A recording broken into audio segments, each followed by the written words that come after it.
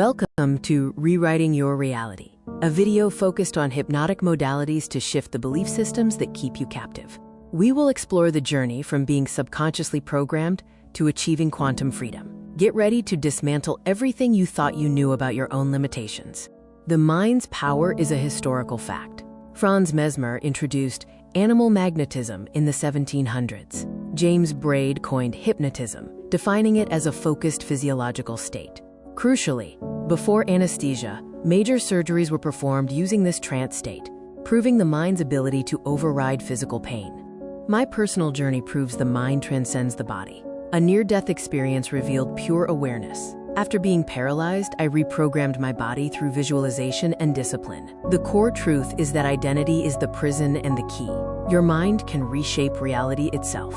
Unmasking the global hypnotic modality. Secret societies and governments. They understood the power of the trance state long ago and weaponized it to shape societal structures from the shadows. Corporate hypnosis. Advertising and media use sophisticated neuro-linguistic programming, NLP, to obscure reality and shift your belief systems without your consent. The ultimate goal, to control the narrative, consumption, and consciousness of the masses, turning individuals into predictable units of a manufactured paradigm. They are the masters of the hypnotic modality. The first element of global hypnotic modality is authority, manufactured to establish psychological inferiority. Uniforms, robes, and controlled environments trigger unquestioning obedience. When you look up to an authority, your critical factor is lowered, accepting suggestions as absolute truth. The uniform is the first induction. The second element is translogic, a self-contained system logical only within its own framework. This creates a closed loop of reasoning. A doctrine establishes ultimate authority, turning rules into absolute truths. The paradigm acts as a perceptual filter, making external manipulation feel like internal conviction. The third element is overload, creating an intense, rapid-fire experience that bypasses the conscious mind. Techniques include sensory saturation, emotional triggers, and message overload. This forces the subject to feel something profound, anchoring the belief without rational scrutiny. The heart accepts what the head has no time to question. The grand illusion is when you become your own hypnotist. Division keeps us fighting each other, distracting us from the masters of the modality. They use filtered evidence to make you doubt your power. The ultimate control is when you self-hypnotize with their suggestions. I am not enough. This is the self-hypnosis of suffering. The quick release uses the Sedona method to clear emotional debris. Emotional baggage is just something you are holding on to. You can drop it using these 4 questions. Could I let this feeling go? Would I let this feeling go? When? Answer. Now. Repeat until you feel a tangible shift in your state. The reframe shifts meaning and reality. Change the meaning you attach to an event, and you change your emotional response. Content reframing actively searches for the positive intent or hidden benefit. Failure is just data and feedback. A block is a stepping stone. Change the question to change the destination. You are already in a trance. Self-hypnosis is choosing your own program. This is your new operating system. Use a simple countdown to enter a deep state and plant empowering beliefs into your subconscious mind. Consistent practice rewrites your core identity, dissolving suffering and manifesting the quantum you. Are you ready to take your quantum leap? This exclusive transformation package offers the book 30 Days to the Quantum You, custom video masterclasses, and a personal Zoom session for deep work. Stop fighting the illusion and start rewriting your reality today. Welcome to Beyond the Mind, where I'm not here to teach you, we're just here to remind you. And welcome to another show. Thank you for being here with us. I got my awesome co-host Chef with me. Chef, Yeah. people, man. Getting back to it, y'all. Nice to see you once again. Another week with some very interesting topics. For sure, But it's very good to see you guys, and looking forward to everyone jumping on in the conversation.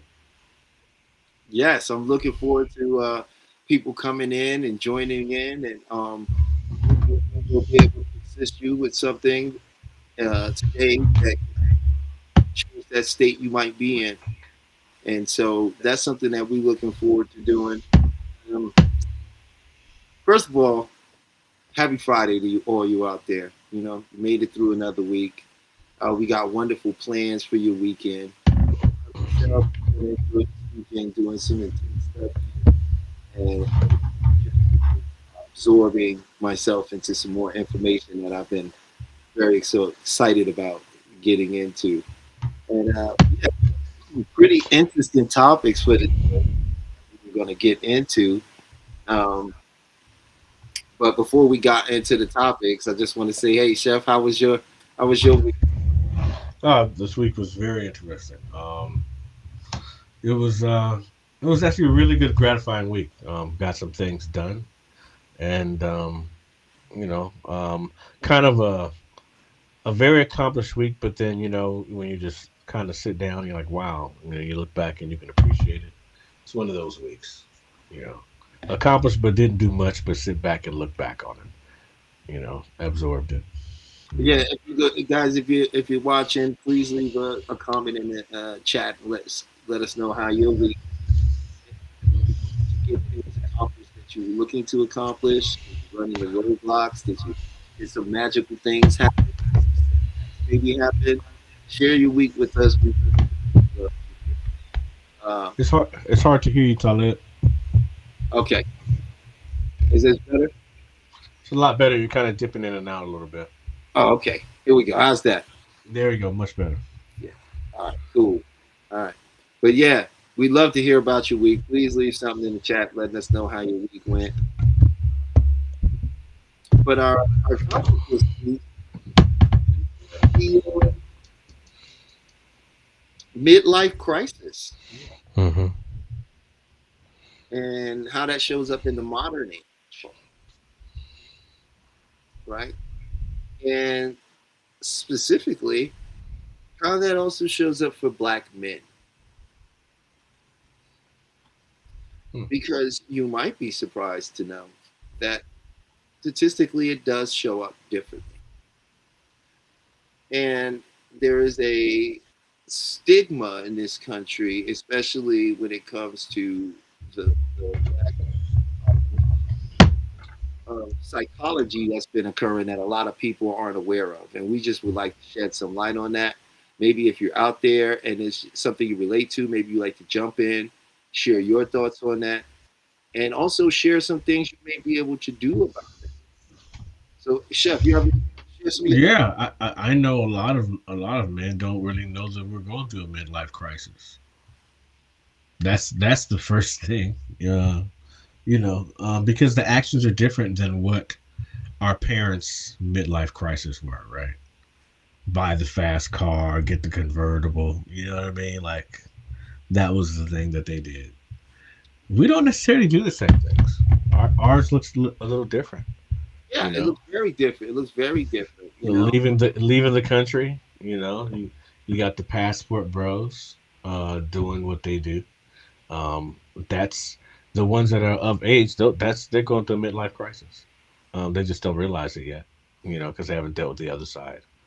Um, but yeah. Well, I think it's important to define what a midlife crisis is. Um, for me, it showed up differently, I guess. Because I can say I didn't. I knew something was off, but I couldn't put a finger on it. I felt like I was slowing down a bit, but I wasn't really slowing down. You know what I mean? Mm. I know I got a little bit shorter. My fuse was a lot shorter. My patience was a lot thinner. Um, when I found out, I was like, oh, it all makes sense. But it took a while. I had to go to a couple doctors and figure out what's going on. They do blood work and they tell you where your levels are correct and high and or low. But throughout my process of learning um, how to deal with myself during, I guess, the midlife crisis, it taught me a lot about men and what. Well, hormones and how hormones affect men, right? And let's just say testosterone and estrogen. Because the older you get, the more, the older we get as men, and we go into this midlife crisis, the least amount of testosterone that you produce, right? But you produce more estrogen, and the estrogen is what, at least for men, is what makes us angry and short and bitter, even more emotional, because we're not used to having these high levels of estrogen. So we get short, we get cranky, you know. It's just a thing, and a lot of men don't necessarily realize what's going on until someone says, "Hey, you get your levels checked." but it what I learned throughout this process about um, and this you'll probably understand this with testosterone and estrogen levels.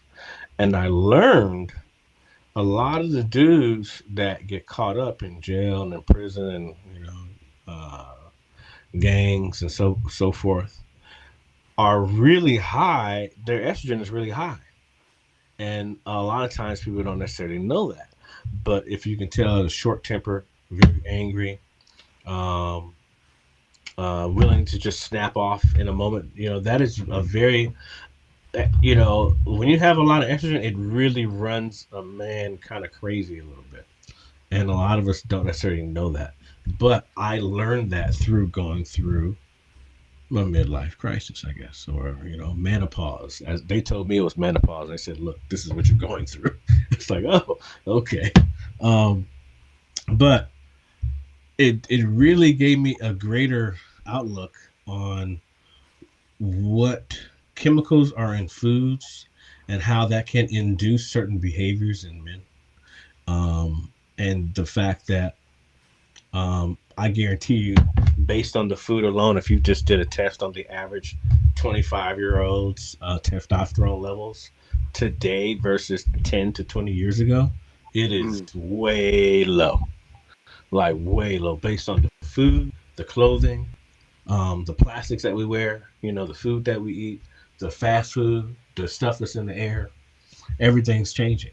And I mean, and I think society's trying to figure out what's going on with the men, but there literally are physical changes that are happening that we are not aware of. And I know I kind of drifted off from the main point, but I just had to say that because it is an overall behavior change that I see. And if we don't eat the correct foods, things are going to be a little bit off for a while.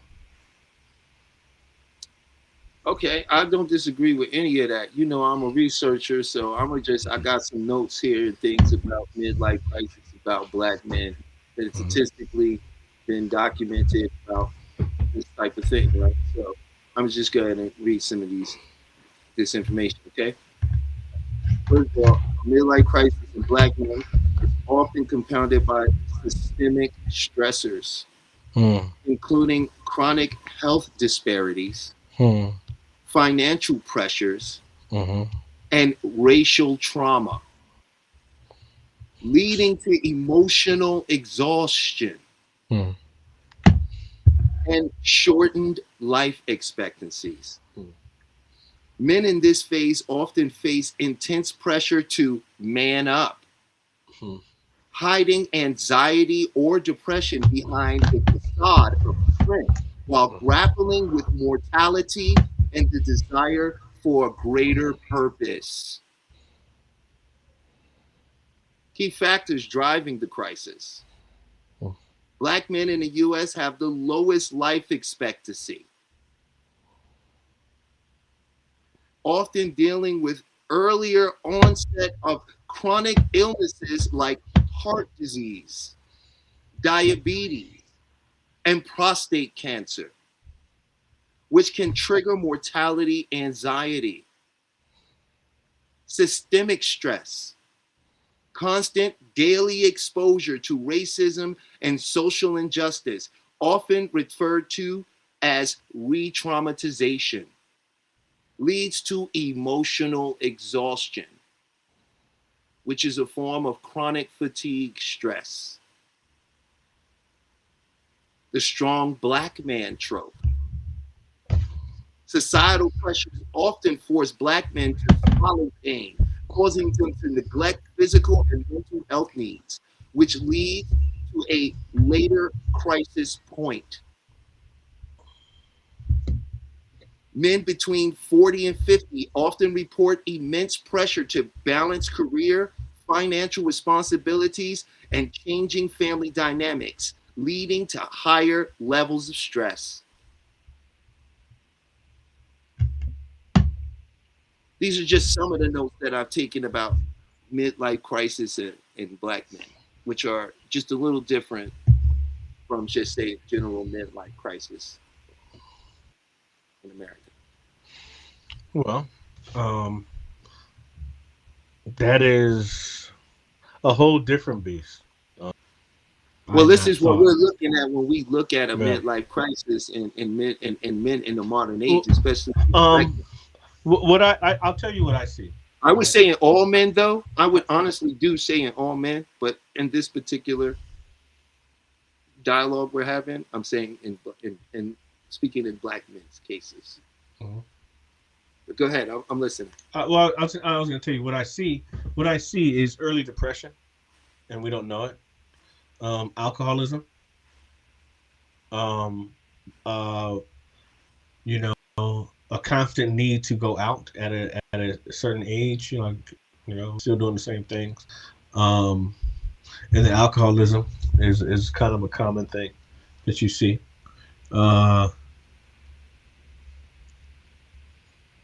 Dating young women. What else? What else you got there? But I do know that most men do not realize you're going through it until something happens. Something drastic happens. And you have to pull back and reassess and realize, what the hell are you doing? Right?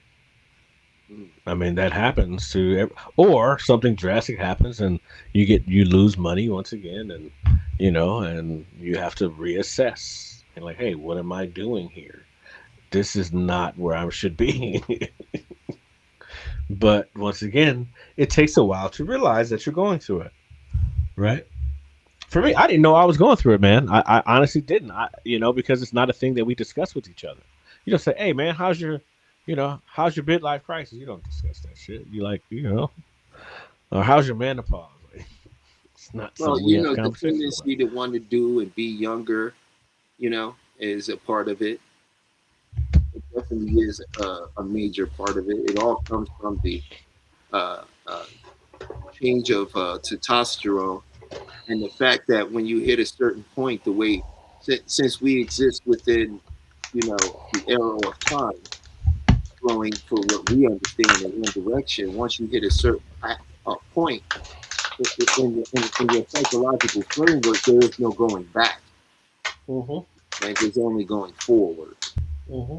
And that means one has to think about their mortality.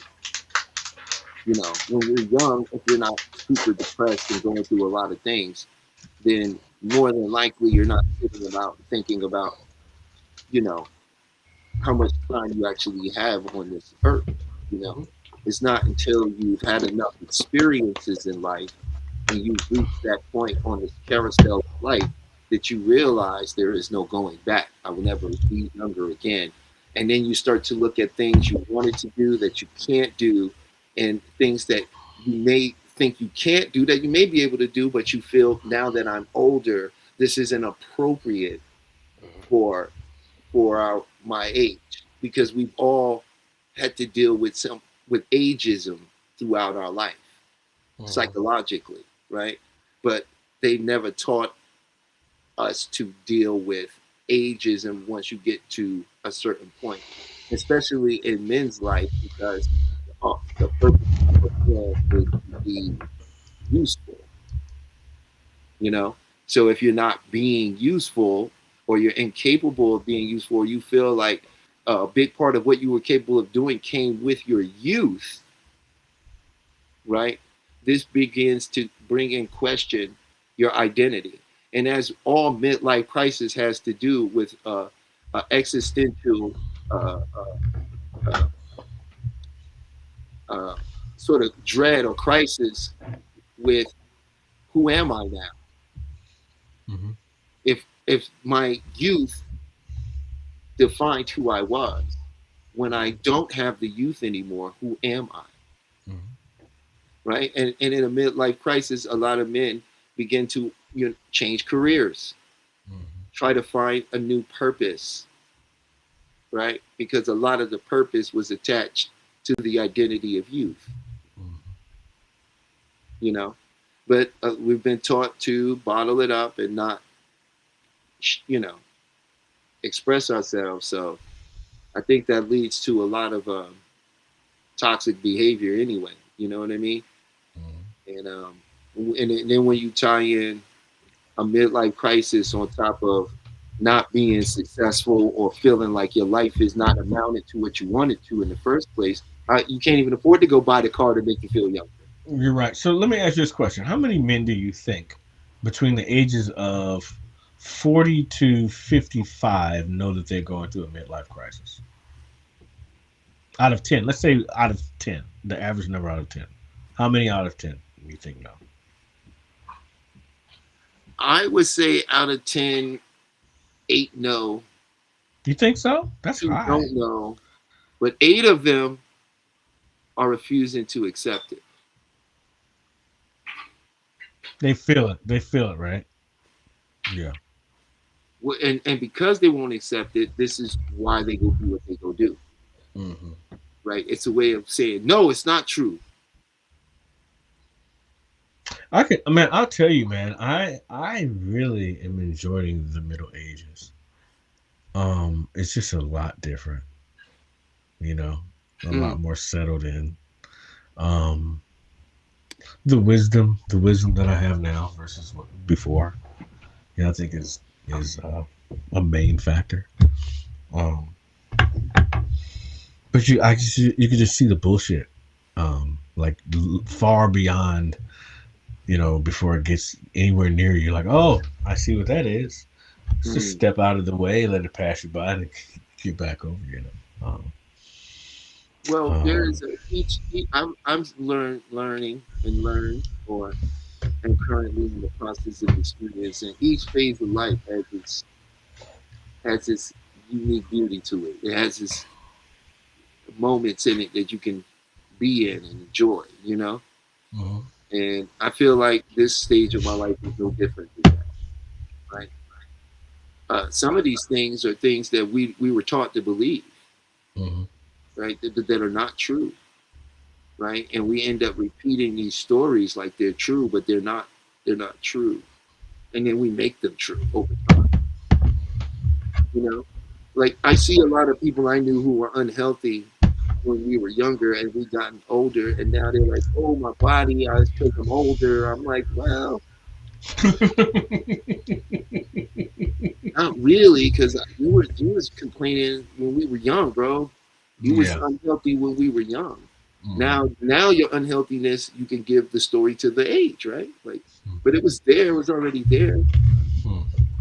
I've seen plenty of people that are in their 70s and 80s, bro, and they dancing and skydiving and lifting weights.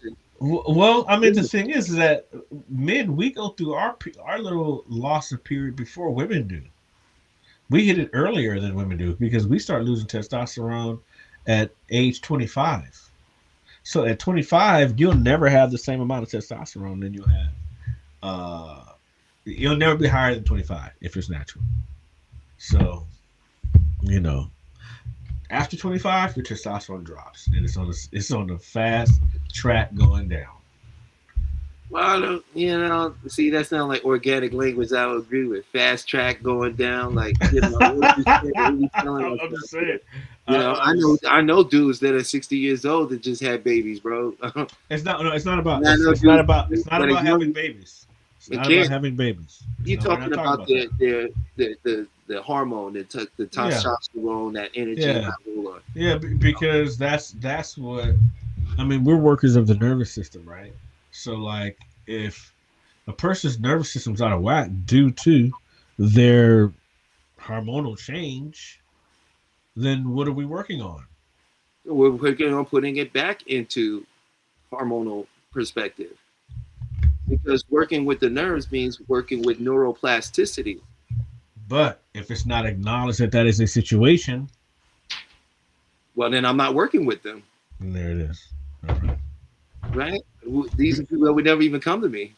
They're still going, I don't know what's wrong with me. I've tried everything. Now I don't want to try that. I've tried something like that before. It doesn't work. They get satisfaction out of that. Okay. You know what I mean? That's their story. That's their belief.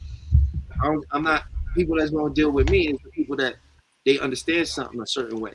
And that's why they move on it the way they do. But I agree with you saying what about the testosterone, 150%. You know, I know that that has a great deal to do.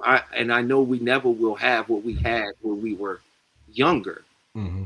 You know, but are you supposed to have what you had when you were younger to be healthy at the age you are and to be strong and vital and still lively? No. Mm-hmm. Right? Because you're not even the same person anymore. That person doesn't even exist today. There's not one cell in your body that is from here when you were a child. It's not one ounce of blood or cell in you right now that is from the time when you were a baby. There's nothing in you there. It's all new. It's gone. It's Theseus's ship. This ain't new. A lot of That's what old makes brain. A lot of old brain. Ship. You know what I mean? But the body itself is even in the brain. Remember, the cells are dying and reproducing. Not one of the original cells are there. Mm-hmm. You know, so I'm really like, you know, yeah, you get. But if you're trying to if you're thinking that being healthy is what you was when you was 18 or 22, and you'll say 50 or 55 or whatever, mm-hmm. right? Then you're not. The psychology is off. Mm-hmm. Because that's not the same person. That person from before does not have the same requirements as the person today.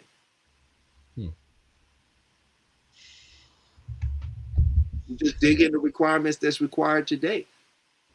So let me ask you, from your perspective, you're going through midlife crisis. Let's say you're going through that, right? What would be the advice that you would give the younger man coming into this? That's the newer man that doesn't know why he's changing and why he's getting short-tempered and what's actually happening. How would you, if you had to pull him aside, what would you say to him? What would you say to him? No, you can't answer a question with a question. I just finished going on a rant about this whole thing. I want to hear what you got to say. You can't answer a question with a question. I want to hear what you got to say about that. I just went on a whole rant about it. Like, I want to hear what you got to say about what would you say to a young man going through that? First, well, he wouldn't be a young man. Right? He'll be younger. He'll be a younger man. He'll be a middle-aged man. A middle-aged man, yeah, but he'd be younger. First, I would ask him, is he married? Is he going through divorce? That I would ask those questions, and then I would ask him, when's the last time you had a checkup?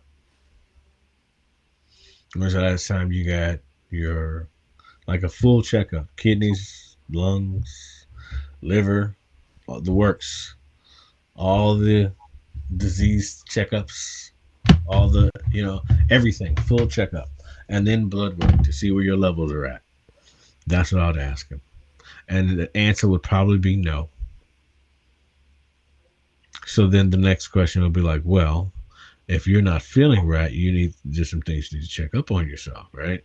Because this is kind of a taboo conversation, right? Even still.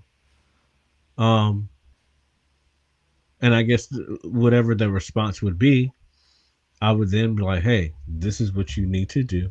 You're going through some changes. You are evolving as a man, and you're coming from a young man to a middle-aged man, and your body is changing with it. Along with your body, your mind is changing. So, these are the things that may happen. And shit.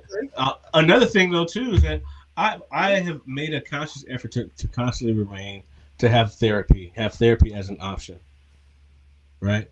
Because a therapist might not tell you off top what you're going through, but eventually they'll tell you. Like it may take 6 weeks for them to tell you what's going on, but they'll tell you eventually. Like if you're going through a midlife crisis or menopause. My approach would be asking what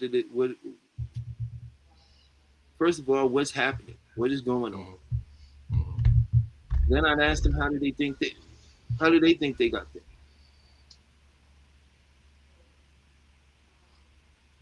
You see what I'm saying? That would be my initial approach. And then I would get as much information as I can out of them about what they think is happening. Mm-hmm. And once I get the story, right, I'm just going to give it back to them in a way that they can hear it. And when I tell them their story back, I'm going to ask them, well, what do you think you could do about it? What's one thing you can do that wouldn't cost you anything to do that would help this? Work out. See, look, it's working already. Go work out. It's working already. Didn't even attempt for it to work right now, but it's working.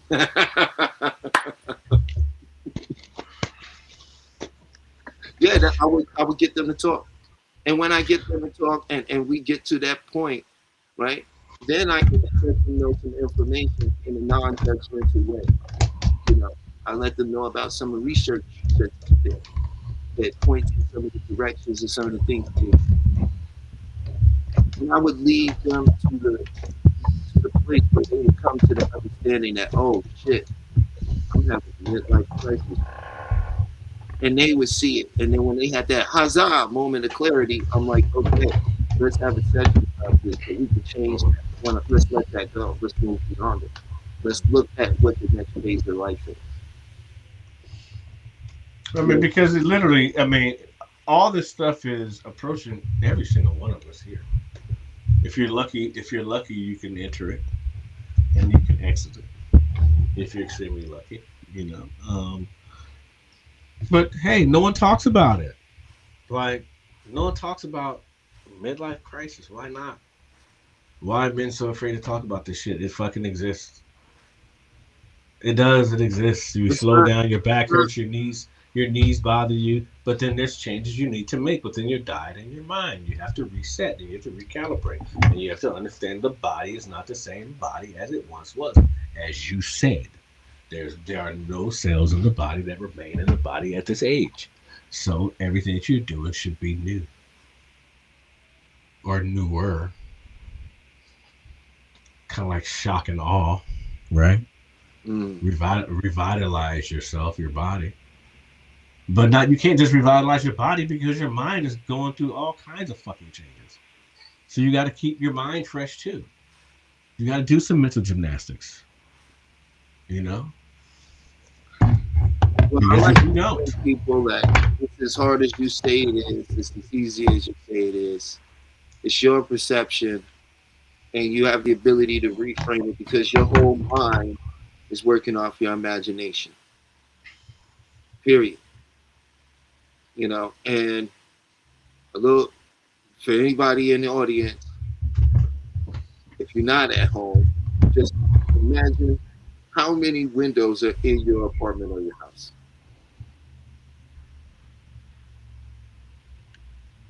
See, everyone has the ability to imagine.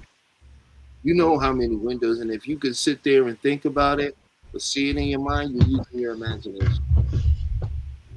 Right? And we just was never taught to use our imagination in a healthy way. Because we have this thing about morality and honesty and lying to ourselves. So, and we have this desire to hold on to our story. There's something very strange about the human mind. It's wired for stress. It actually will attract stress. That's scientifically true.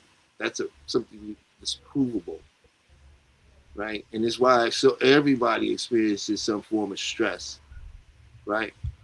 So when you learn how to decompress and use your imagination, then I think with the midlife crisis stuff, I know I'm able to help people get past that point, right? Because it's really just a point of not knowing what the future holds and feeling out of control. It's a buildup of anxiety, and especially in black men, it's a stress. And like you were saying, why they, why they so afraid to say something?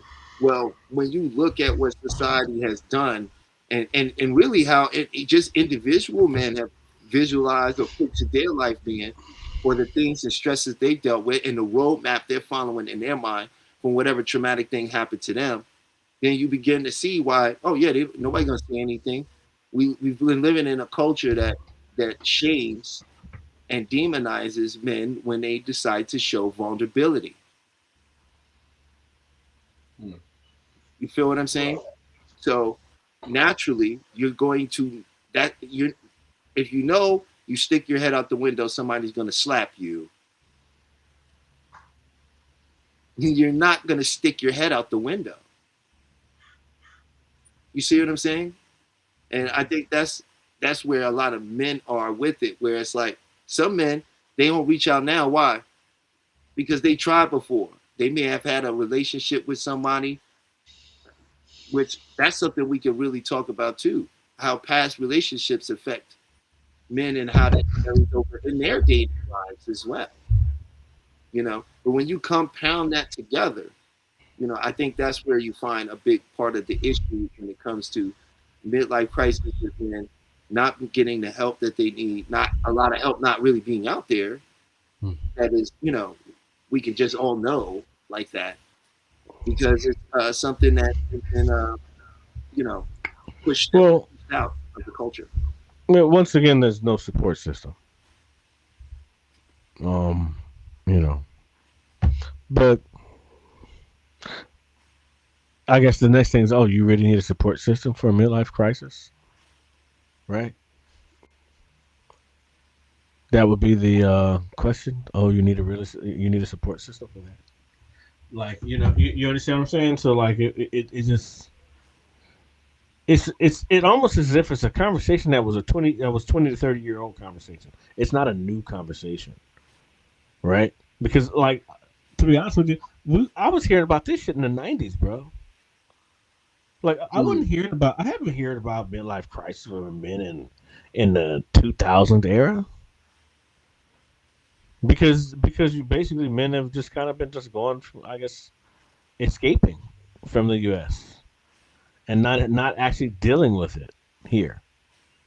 So they just go somewhere else and deal with it that way, or just don't deal with it, and it just is what it is. But it doesn't make healthy people. It also doesn't make better men. Mm. No. I don't disagree with that. I don't think it makes better men either. But that's why I'm saying, like, when you're able to understand what's happening to you, then you can make the necessary adjustments. Absolutely. You know. Did you know that you were going through a midlife crisis when you were going through one? I experienced it in my own way.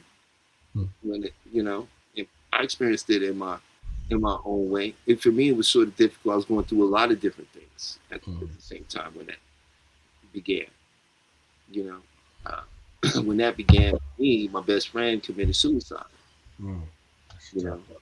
And I had to deal with that. At the same time, I was dealing with some other things in my personal life. And it did have a definite effect on me.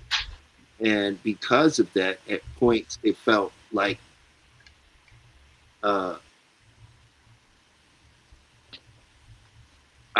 felt like I don't think, I don't know. It's just a lot. It was like, I don't know if I could actually handle that at that point, And there was times where it just became overwhelming, and it was a chemical imbalance that was occurring, because the emotions would dip and move from anger to resentment to remorse to, all over the place. Mm-hmm. So yeah. And nothing holds. You can go through 5 different emotions in one sitting. And you're like, what the fuck am I going through? What is this about? Like, is this serious? Like, am I going? Is something wrong with me? Mm-hmm. Because that is the question. But literally, what is the reference point? Like, when do we get the aha moment? I mean, it's not a designated time for everyone or anyone. I think that aha moment always comes when you hit your lowest point. And when that threshold gets low. We have a window, a threshold for tolerance for stress. And when it's even like a window, and when we run into situations that and hit our peak, that window gets a little narrower, right? Mm-hmm. And when we have immediate things happen right after it and right after it, we never give ourselves the chance for that window to open back up. It gets narrower and narrower until the point it's almost together, which means these are people when the littlest thing can set you off, Mm-hmm. And I feel like when you get to there, when you get like that, and you reach your lowest point, or something you've been trying to avoid happening to you, because it's so much wrapped up in your identity. When it finally happens, and you are still standing there after the aftermath, then I think that's the realization that you are more than what you thought you were. Now, that was I'm interrupt real quick, man. I'll let you finish it. My aha moment was when women told me I need to get my shit checked. I'm like, dude, you need to go get a checkup. Something's not right. I'm like, what do you mean? I just think that's funny because, we all think that we're cool until we're not.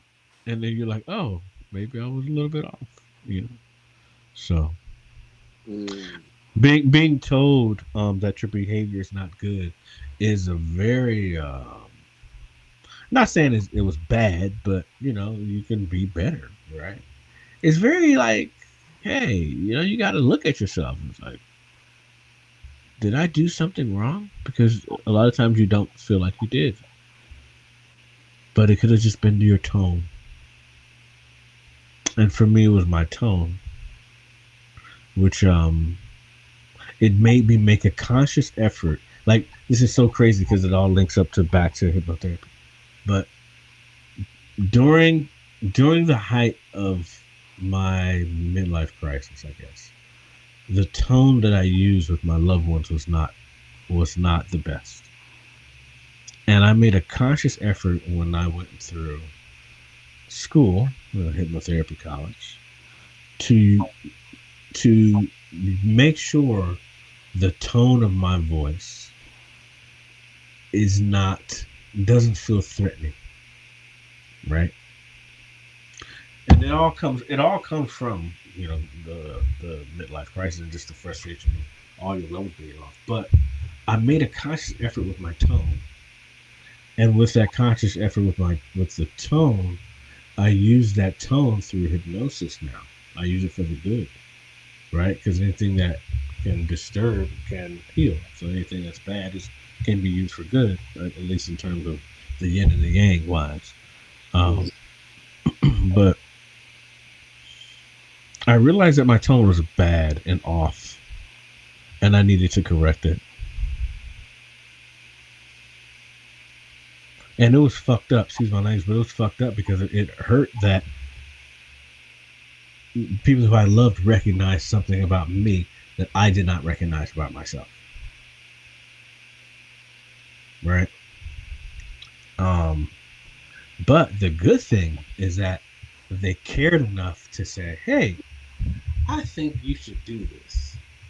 And then when I did go to the doctor and get all my levels checked and my blood work done, and the doctor helped me level myself out, it was great. Oh man, back in the game. You got to eat certain foods, stay away from certain foods. You got to stay away from a lot of when you get to a certain age, you can't overdo spinach. Spinach has a lot of estrogen in it that throw your shit off for men. Great for women, not as good for men. But it's just a lot of things we have to do differently. And yeah, it's all a learning experience, and I wish our parents would have been a little bit more informative with how life progresses and the things that you need to do to make sure you can stay ahead and be healthy. Yeah, but it's never too late, man. I hear everything you're saying, but listen, I had a very different experience in life than you did. You know what I mean? Mm-hmm. And my things turned out a little bit more mystical on that side. So I've always leaned more on that side of the Professor Xavier kind of thing, And I lived in the school for Kung Fu. You know what I'm saying? Mm-hmm. So I've already seen extraordinary men that could do unbelievable things with their body, and they're well over than you or I. I understand that it's a thinking. It's a thinking, right? When you create a neuron, you're not just creating a neuron. You're creating a neurological, biochemical pathway. You secrete a chemical key code of a situation. That's how not the brain waves out. That's what goes away over time. Not the neuron itself. It just stops firing. You know what I'm saying? At one point they said man would never, you couldn't do the mile is based on the legion, the Roman legion, right? But who broke that record? A geeky scientist guy who wasn't an athlete, who wasn't a professional runner. Then everyone broke it, right? There's always these limitations that are being set on our minds about what life is and what we can and cannot do. But I'm here to say that that's not the truth. That's what we are here to share. That's what I teach. That's what I share. That's why I show people. It's the power of your mind. You want to change your life, start with your language. The mind don't understand when you say, here's the weird thing. You ever wonder why you get more of the things you say you don't want? Because the mind is focused on it. Because you're imagining what you don't want. And the mind can only give you what you imagine. Right? You have a problem, you don't see the problem solved. You want to work out, you don't see in your own mind yourself working out how good it feels. You don't do that. You start complaining. You start thinking about how hard it's going to be, how hard it's been, what you look like now, and how hard it's going to be to go from that and looking like that, and what day of the week and where it will actually fall. You rely on the physical world to tell you what your life is. And that's why we're being owned right now. And the best way to escape that is to start understanding it's your own mind that's creating what your life is. There's studies out of Stanford, out of MIT, and several other major universities showing where they did the power of mind, where they had athletes trained through hypnosis and meditation. And they gained the same level of training skill as the group, and in some cases more, as the group that physically worked out.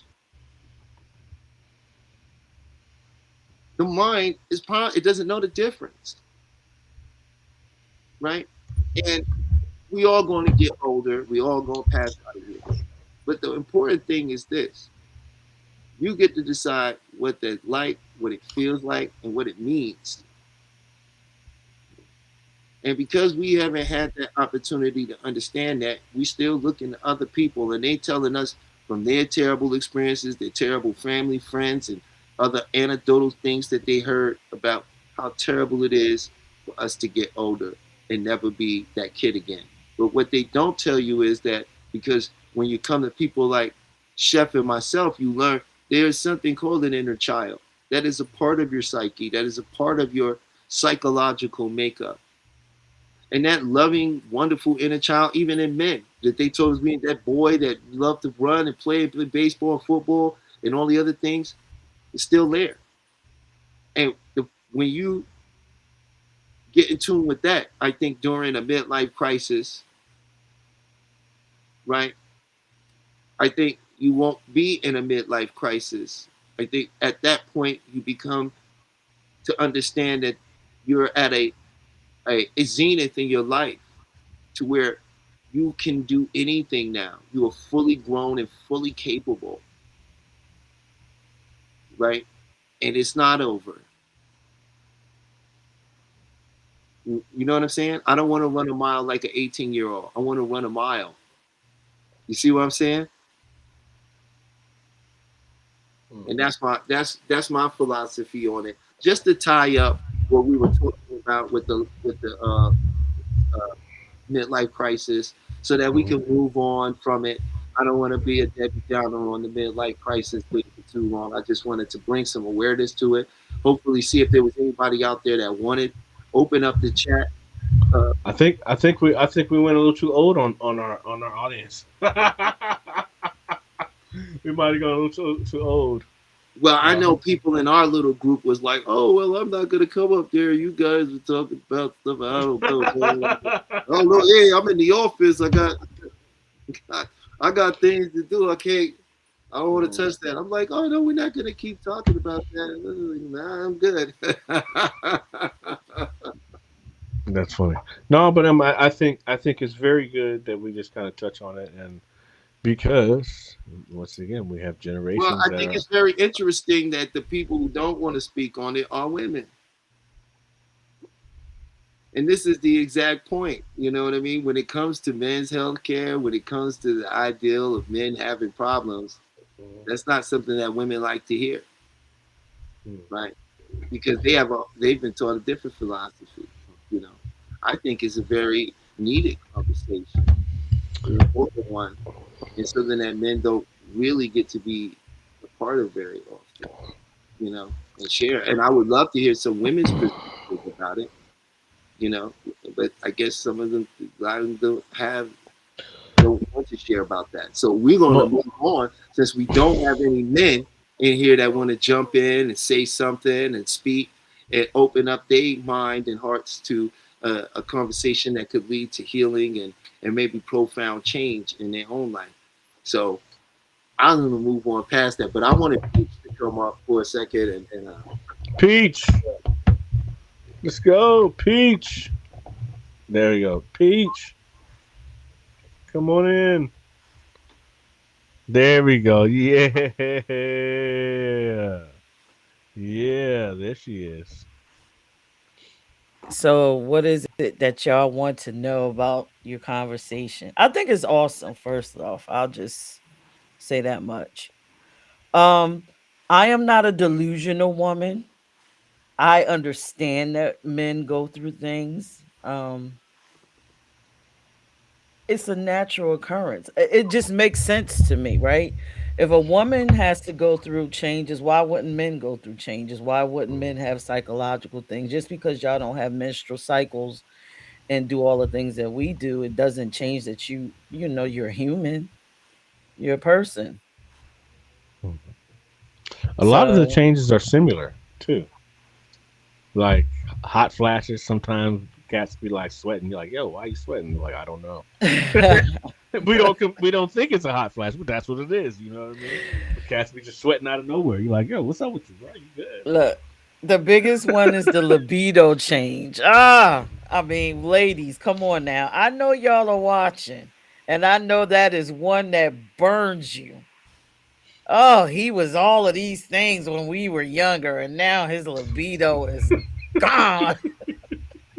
Come on up and talk about it. 'Cause I Well, know that was one of my pet peeves. listen, I am fortunate to not have that issue, so I don't even know. Talia, could you handle that conversation? I can't. I can't. Listen, I have it's a no lot of expertise in that. men. listen, there is a lot. I'm not going to sit here and say I'm one of them, but there is a lot of men. Listen, I know that there's a lot of men that suffer from ED, right? Some of that comes from midlife crisis stuff, right? The failure to perform, in many instances, has a great deal to do with it's psychological. Yeah. as well as often it has to do with low blood sugar. Mm-hmm. Mm-hmm. Let me Or tell high you, blood pressure. I can't Mm-hmm. speak for everyone, but I can tell you scientifically, I can tell you under the research and under the study that you can find and look for yourself. I have one of them here. Um, that blood sugar is the reason a lot of you have anxiety. It doesn't necessarily just cause the anxiety, but it's a stressor to the anxiety. It can amplify the anxiety, right? Mm-hmm. Because let me tell you, in 1800s, the average person was it 5 pounds of sugar in a year. Probably less than that. By the 1900s, it was what, 70 pounds? Jeez, You know how much it is now? probably like 500 pounds a year. 170 pounds of sugar It's a still year crazy. It's per crazy. person. That's crazy. I mean, it is a drug, you know. You have to understand it's the number one problem in most people, right? Because what you're experiencing is like a free fall, Mhm. right? Right? Because you know what your pancreas does, right? The pancreas produces the insulin Mhm. that takes out that sugar that you don't need. But what happens when you take too much sugar? You're eating all that sugar all the time. You spike up, but then you free fall way past your level, Mhm. and then that sends you into fight or flight. So that can create So, anxiety, depression. You feeling like people on your back. It can make you real short and snappy. It's why you have nightmares, night terrors, dreaming of people killing you, chasing you. I wanted to ask Pete a question. Have you dated a man that was going through midlife crisis? And did he know he was going through one, or you identified like, oh, this is what you're going through, and I knew I need to step back? Has that happened for you? I was married to a man that was going through a midlife crisis and Hmm. didn't realize it. Hmm. Um, and we, during the marriage, we separated a couple times because he essentially thought it was me. And I'm telling him, no, sir, Hmm. it's you.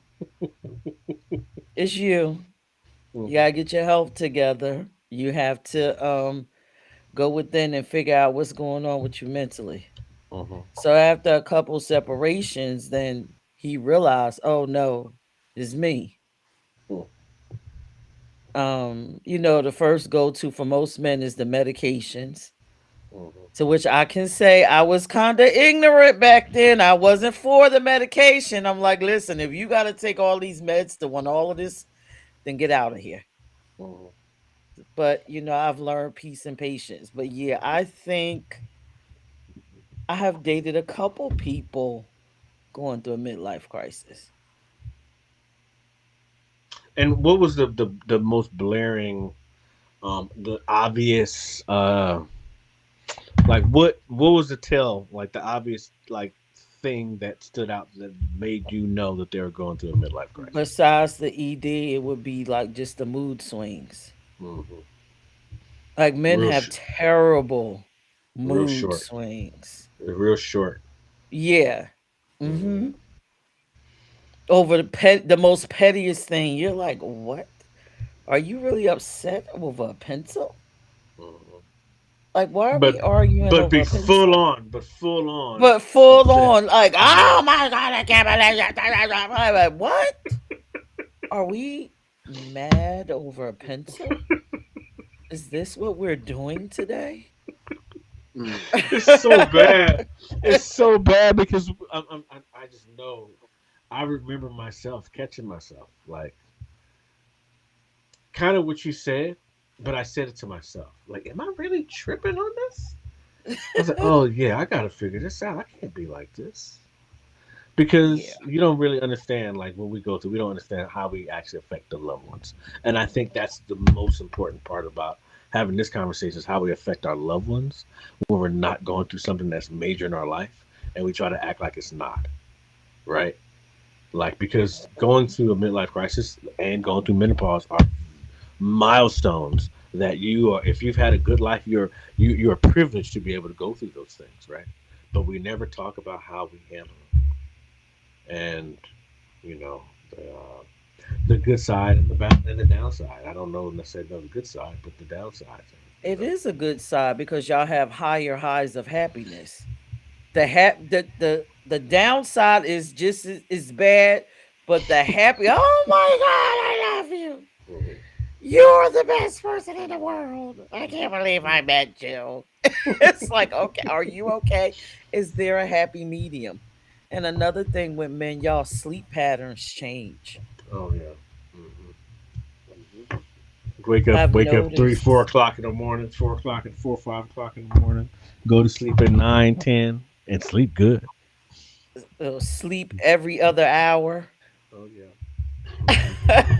Like, why are you up? You know, I don't know. I think I was talking to you, Tyler. But I was talking about my hours changing and like getting used to change of career and lifestyle and not just the habits are just different. You know, I don't have to get up at 5, 4 o'clock in the morning. I could sleep in if I wanted to, even though I don't. But the Mhm. desire is to be able to. You know, but you still can't. You know, um, wanting to stay up late and you can't. You're like, oh, I'm gonna stay up and watch this. Man, you out at 9:15, 9:30. I'm out. Like, no coming back. Like, Ugh. and you don't want to get up. You're like, nah, I'm good. I forget that show. You know. Did I give y'all enough signs? Because y'all have so many. When y'all get a little older, it's definitely different. Mhm. You know, And that so, desire to be in the house. It's like some men become extra homebodied out. mm, Like, why are you in the house? that's Well, me. these men in this particular age group grew up under what you call the boomer generation. Uh-uh. And they were latchkey kids. No Mhm. one cared about their emotion. Uh-uh. No one checked their homework. No Uh-uh. one was there when they came home. They went outside and they either got beat up or they made friends. It's a generation of people who have been emotionally neglected. And now that they're entering into that phase of their life, they're becoming those kids again, especially those type of men. They were always alone.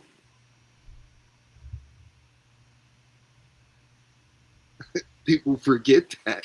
You have a whole generations of Americans where their mothers and fathers were partying. They were abusive. They were drugs in front of them. That is true. Okay? And The therefore they boomers were wild. were never the issue. And they had to suck it up, figure it out, and keep moving. Where did they go?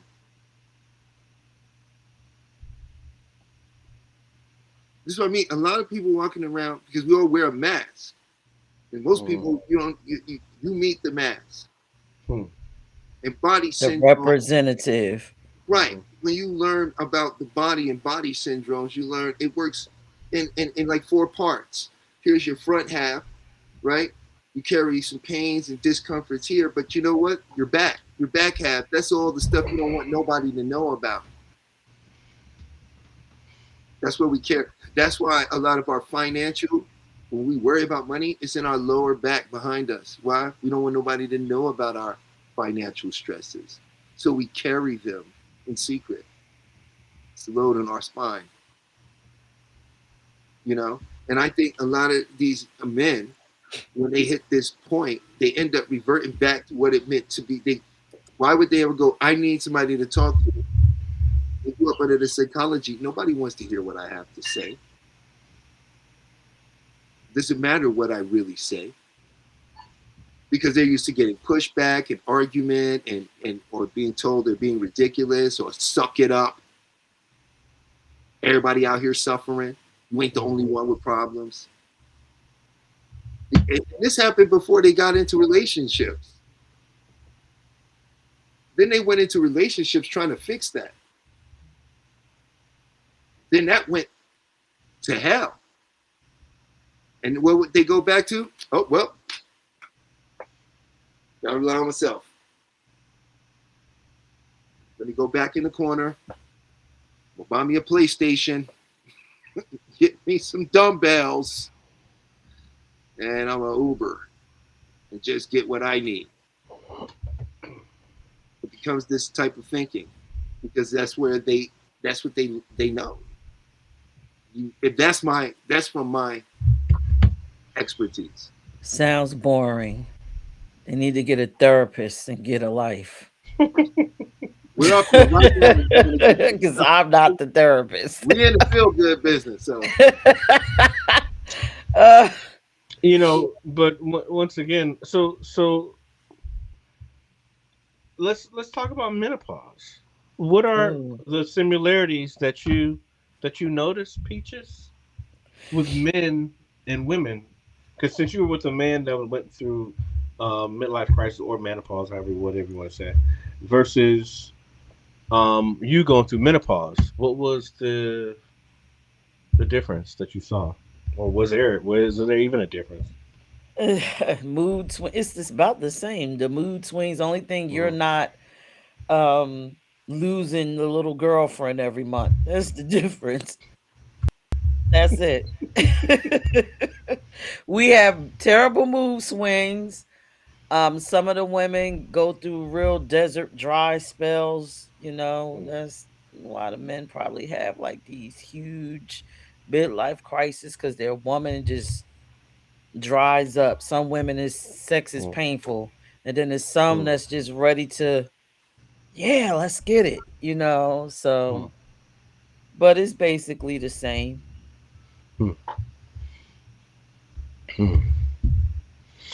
Well, what do you think, sir?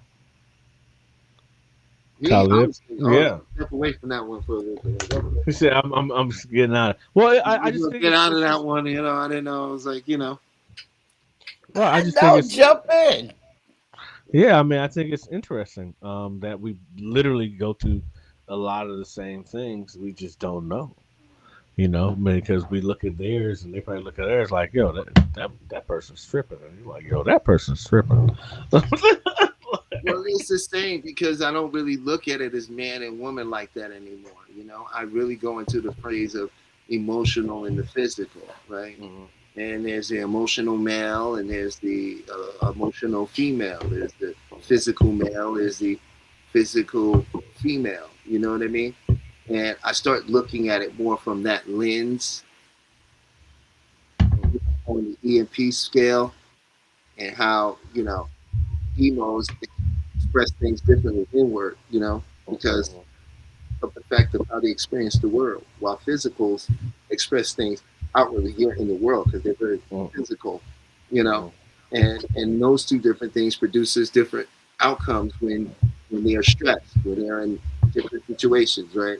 So to me, it's not a man or woman thing as much. I see similarities because both man and woman, our testosterone is affected, which governs our personality, helps govern our personality, as well as a woman's estrogen is affected, which helps regulate her personality and moods. The thing that regulates our personality and moods are affected in both of us the same. Secondly, we both experience this psychologically. It's in our head. We're the ones that's dealing with it, regardless. A million women are dealing with it, or a million men are having this right now. I am the only individual, the only one that can feel what I'm feeling. So for both parties, it's personal. And you know what I mean? So to me, it's like, there really is no difference. Everybody gets to that point where you realize that the carousel ride is getting shorter. The ride's getting shorter. And now you asking yourself, what does it mean? What does it mean? Am I going to get everything I'm supposed to get? Well, one thing I do hope that anyone who does actually watch this, and no one really want to call in because like, hey, that's a subject matter that they don't want to touch. But I think that it's just some information.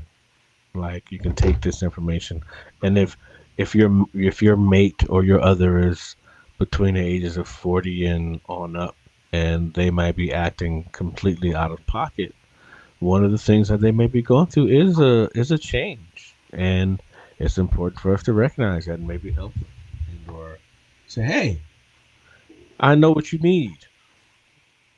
Could you come sit down here and talk to me?" I'll tell you how I handle it. Mhm. I guess this maybe you tell me if it's an emo thing. Hello, everyone. I'm an emo, and please, I'm up here. Please join me. The link is in the chat. Anyway, so my best, what I go to is when I see somebody acting up and I'm dealing with them, I automatically ask them, listen, what do you need? Mhm. What is it that you need? Mhm. You're telling me everything else, but you're not telling me what is it that you need. And then I'll tell you if I can help you with that. Mhm. Let's get to that point.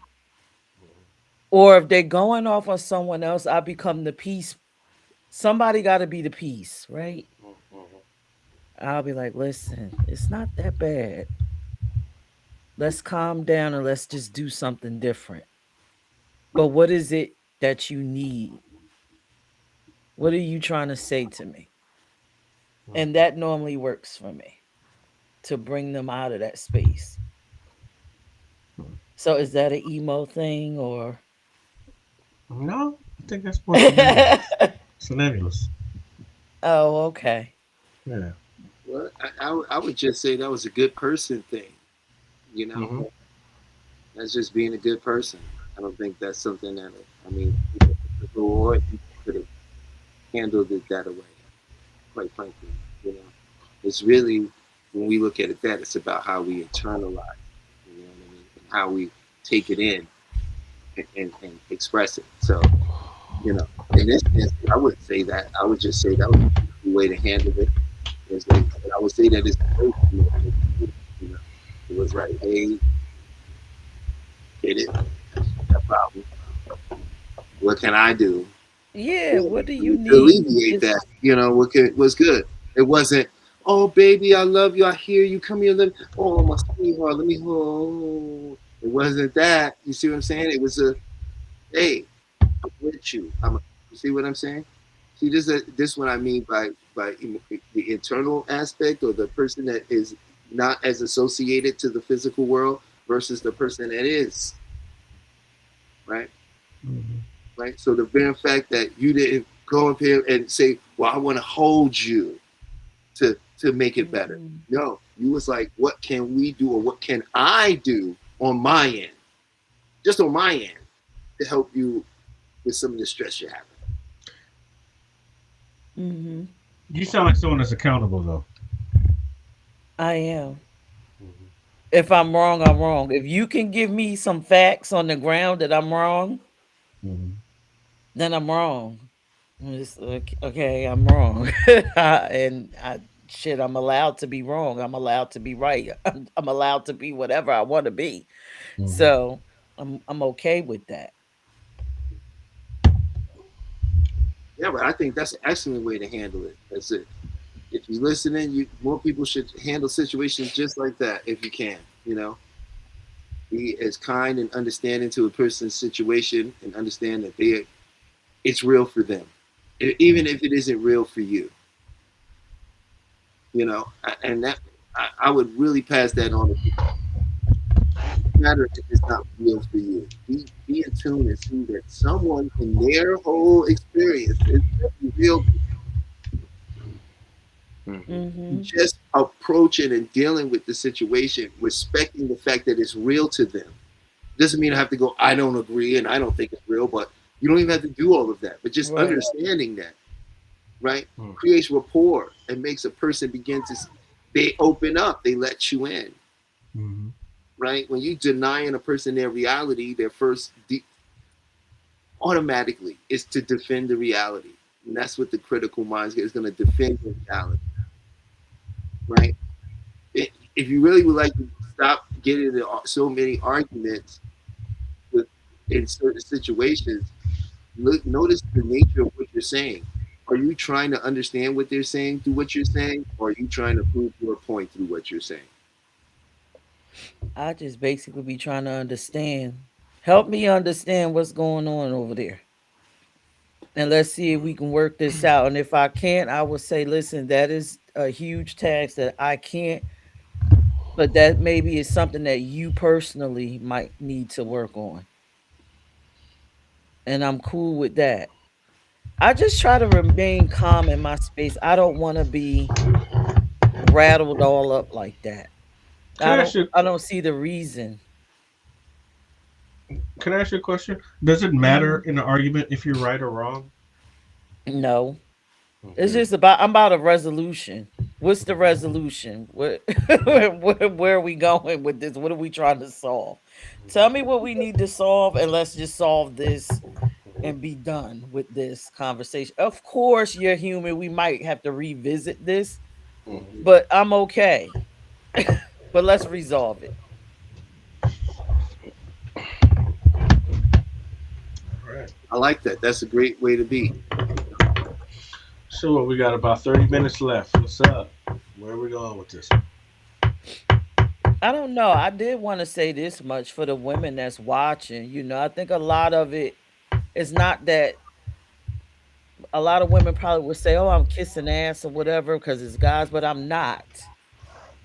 I'm past that stage where I'm immature and looking at men as if they are workhorses. They are not. They are people. They deserve love, they deserve compassion, understanding. And once you get to that space, then you can be like me and have conversations. Well, if somebody doesn't agree, or any women out there that don't agree or feel like what we saying, please come up. I'd love to hear your perspective. We're not here to debate people about their perspective, to alter or change. We're all here to grow, learn, and move to the next level of our being. So, if you have something you'd like to share that you see, you might teach us something. You might give me a new insight or new way to look Mhm. at something. Or you might go there and get a new way to look at something, because if you come up and ask your question, then we can more directly respond to it. Mhm. I can guarantee you that's probably not going to happen. You No, got to really open you got to really open your mind. Yeah, this is funny. Um. Oh, where happened Pete? She popped out, huh? Oh, I'm sure she'll be back. So, Sir Talib. no, she might not be back. She might go back to the background and back to the back scenes. Oh, there There she she is. is. There she is. Listen, I'm having an allergy moment and I don't like being nasty on camera. Oh, that's good. You got to have some type of self-respect, but no, but I think this is an awesome topic. I think, a lot of women would benefit from this, especially if you're in that space around our age. Well, Mhm. around their age, not my age, because I'm like 25, 30 or what around there, their age. You could benefit, especially if you're trying to find you somebody. This is great information. I mean, I think they can probably help us more because for me, I was they were it was kind of told to me in soft ways. Hey, you all right? Like something going on? We don't know. Maybe we should go get checked out. Real soft, but we don't see it. We don't know. We don't have a playbook. Y'all actually have a playbook. We don't. We're like, yo, that dude is wild. What's wrong with him? You know? So I think it's important that if y'all notice it in us to let us know or pull us aside and be like, hey bro, maybe you need to look at some things a little bit differently. Because a lot of times we just are not aware because this is not a conversation. Yeah, but women aren't aware because they're raised to believe that you're having a midlife crisis. And remember, your feelings aren't important. You're just supposed to provide. Yeah. That's men. We are taught that men don't feel. Hmm. That y'all get up and the only thing y'all think about is getting to a job and getting to the P. And that's it. Everything else in the middle, there's nothing going on there. And if it is, that man may potentially be gay. Hmm. And I got you. that's the real. That's what's taught. And anytime you guys start to begin to talk about, I feel like, oh God, Hmm. then you get the phrases like bitch ass nigga the bands. So that's the space, serious. That's the space that y'all are in. So you can't expect a woman to say, "Oh God, he might be going." Let's I have the would never say, thought. I would never ask or make that suggestion, right? I didn't make it. First of all, okay, I would never say that, and I would never tell nobody to go do that to a man because I already know in that moment it's going to be weaponized. It's going to be Yeah. used in a particular way. Well, well, Let me finish. You know what I'm saying? It's going to be used in a particular way. You know what I'm saying? And for anyone who don't like it or feel a certain way, it's respected. I could respect that. It's not for you, right? I'm talking to that person who's listening right now, who has been listening for the last hour and said, that's what's happening today, right? The woman who's listening right now who's saying, that's what's happening to my man.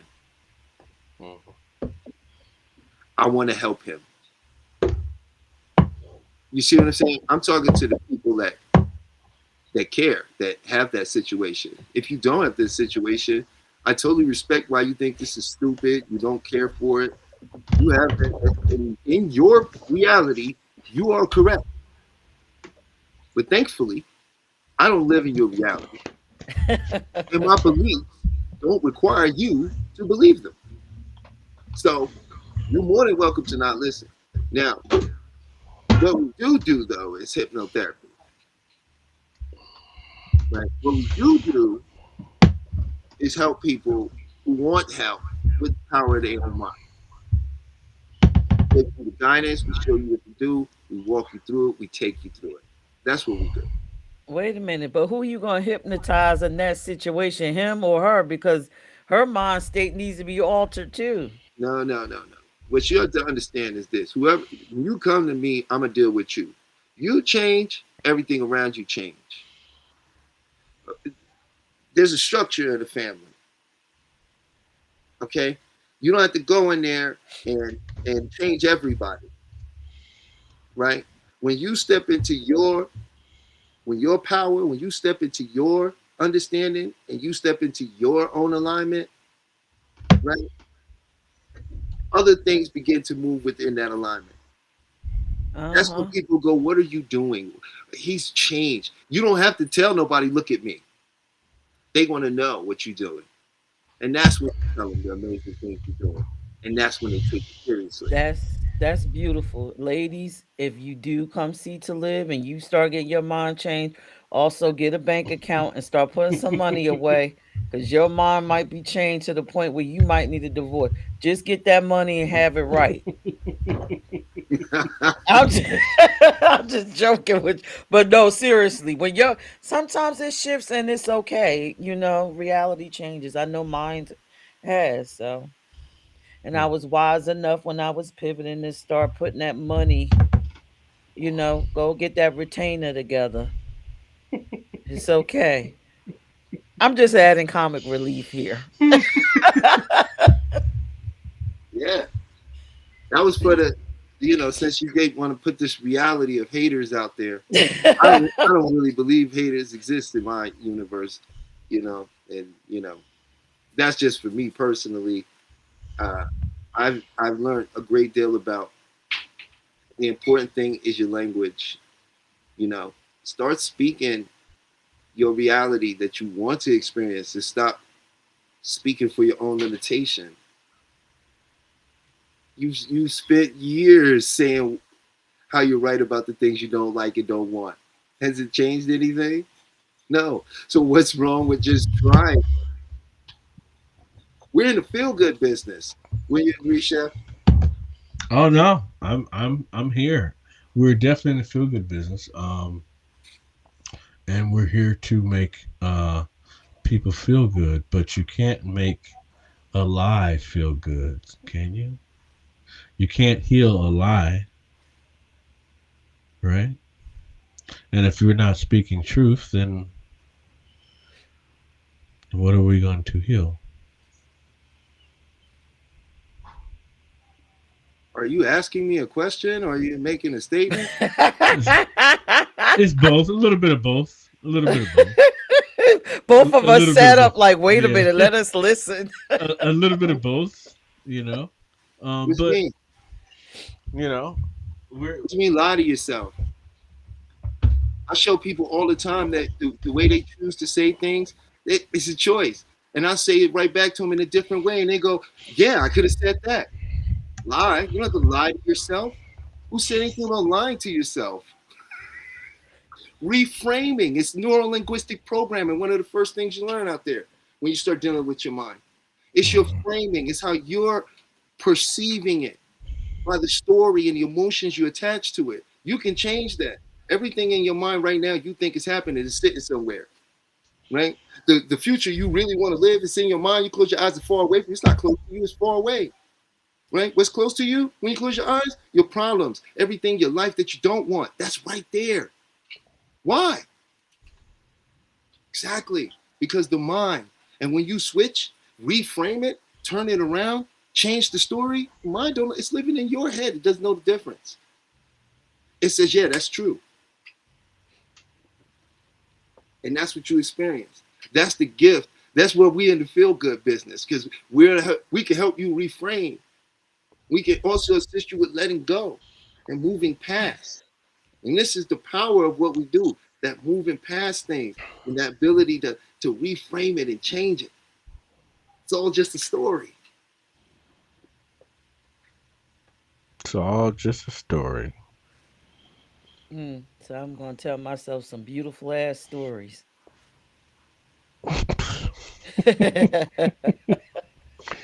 It's just a story.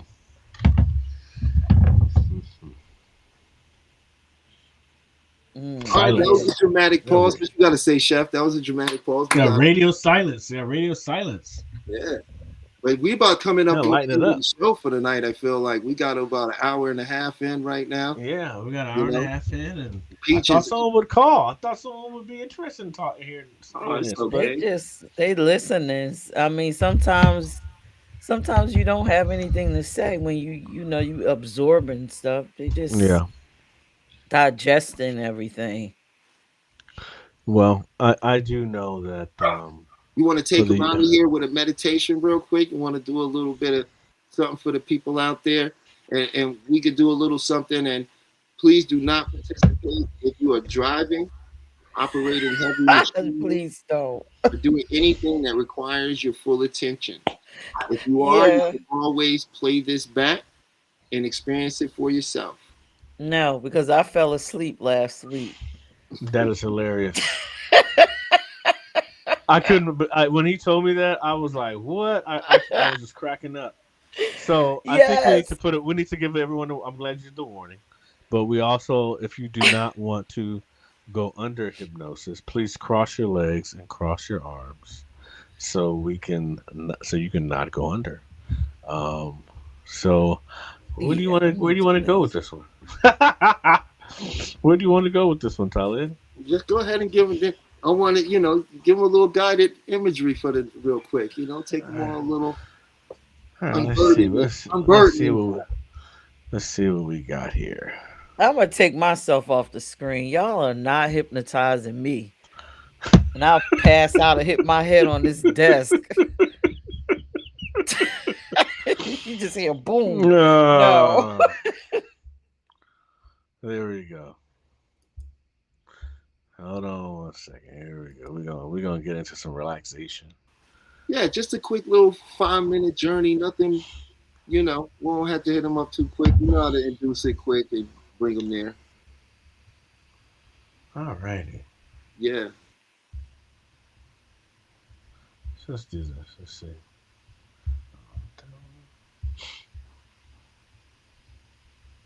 Almost there, y'all. Almost there. We're getting to you. We'll do some progressive relaxation. Yeah, get them with it. Yeah, hit them with the progressive. Hey. I'm gonna repeat. Please do not participate if you are operating heavy machinery and you're driving home from work or using a forklift or cutting grass, whatever you're doing. Please do not participate if you're operating heavy machinery. If you are doing anything that requires your full attention at this time, this is not something you should participate in, but you can always come back to the recording. And now, allow your eyes to remain comfortably closed and simply begin noticing your breathing. No effort, no control, just awareness. And as you notice your breathing, you may begin to notice that with every breath out, allows your body to let go just a little bit more. And every breath in brings calm into the body. And every breath out releases tension naturally. And now bring your awareness to the very top of your head, just noticing. And as you notice the top of your head, a soft wave of relaxation begins there. Gentle, calm, and easy. And that wave begins moving across your scalp, releasing any tension and holding anything that no longer serves you, allowing the muscles there to soften completely. And now that relaxation moves across your forehead, smoothing it out completely, releasing all effort, all concentration. And your forehead is becoming smooth and calm, relaxed. And now around your eyes, your muscles around your eyes are beginning to soften completely. And your eyelids are completely heavy, more comfortable, and more relaxed. And you may begin to notice that your eyes simply prefer remaining closed now, resting, relaxed, comfortable. And now that that relaxation moves down your cheeks and your jaw, allowing your jaw to loosen naturally, no clenching, no holding. Your tongue is resting comfortably. Everything in your face is now soft, loose, and relaxed. And now the wave moves down your neck, releasing the muscles there, softening and letting go. And down into your shoulders. Your shoulders begin to drop slightly, lower, as if any weight you've been carrying is simply melting away. And that relaxation flows down both arms, through your upper arms and through your elbows, through your forearms and your wrists and your hands, all the way down to your fingertips. Every finger relaxed, every muscle is soft. And now into your chest. Your breathing becomes slower, easier, natural. And every breath relaxing you more deeply. And now into your stomach. Allowing your stomach to soften completely with no tension and no effort. Just ease. And now into your lower back, releasing any tightness there, releasing and letting the muscles soften naturally. Into your hips, heavy, supported, and grounded. And now down through your thighs, your knees, your calves, and your ankles, and into your feet. All the way down into your toes, and every muscle in your body is now relaxing. And every nerve remains calm. Your entire body is heavy, and you're more comfortable, more at ease. And as your body relaxes, your mind relaxes with it.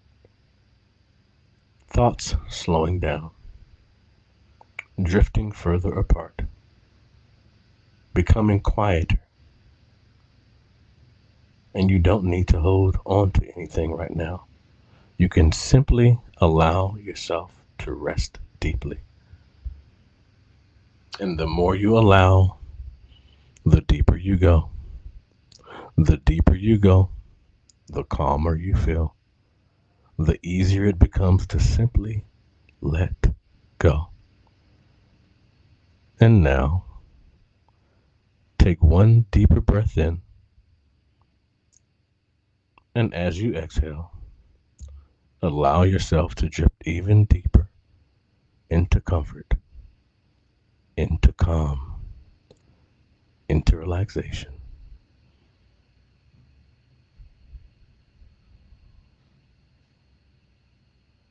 And in a moment, we're going to count you out. And one, your energy flowing through your bones, all the way from the bottom of your feet, all the way to the top of your head. And two, as that energy flows to the top of, from the bottom of your feet to the top of your head, your blood starts to become energized. And three, your body starts to get motion and starting to feeling life back into it. And you're getting the Jones in your bones. And you're starting to move around and get that feeling again. And two, your eyes start to open a little bit and you become aware of your surroundings. And one, eyes awake. Eyes awake. 1, 2, 3, 4, 5. Eyes awake. Come back to us. Eyes awake. And 1, 2, 3, 4, 5. Eyes open, wide awake. Come back to the room. 1, 2, 3, 4, 5. Eyes open, wide awake. Peach. 1, 2, 3, 4, 5. Peach. Open your eyes and come in here and let us know you're awake. And those who enjoyed that session, thank you. I am awake. I turned on Billy Carson. Y'all wasn't gonna do me in. I'm not having it this time. Oh. Oh But if you were gonna have it, you would have definitely been relaxed on that. yeah. That will take you down. That was nice. That was beautiful. That was nice. I enjoyed that. That was beautiful. Well, we just wanted to leave you with a little something.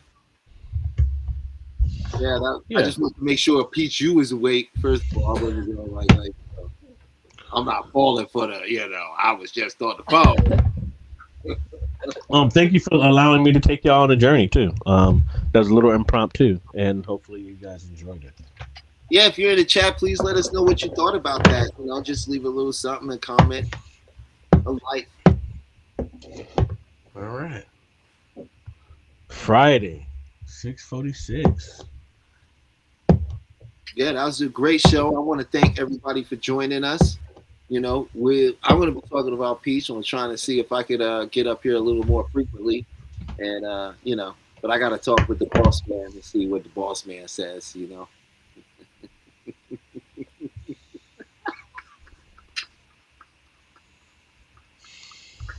And what the boss man say? What the boss man say? I'm curious what the boss man say. I'm just looking for him. Oh, Like, that was where? funny. That was a compliment. But she dodging him. She doing the Matrix on the compliment. Oh yeah, yeah. I saw. Like, yeah, gonna hit you with a compliment. Yeah. I don't owe you nothing. You give Peach a compliment, she throw two back. There it was. You see it? But I love you, Peach. You're amazing. I appreciate you. And we appreciate everybody that joined us. All our information is available in the description. It's easy to get a hold of us. You can find me at beyondthemindhypnotherapy.com. Please, there you can set a consultation. You can also read some of the information that I have available on the page. And the discovery is free. It costs nothing. You sit down and talk and just see if there's something we can do together to put you in a better place. Yeah.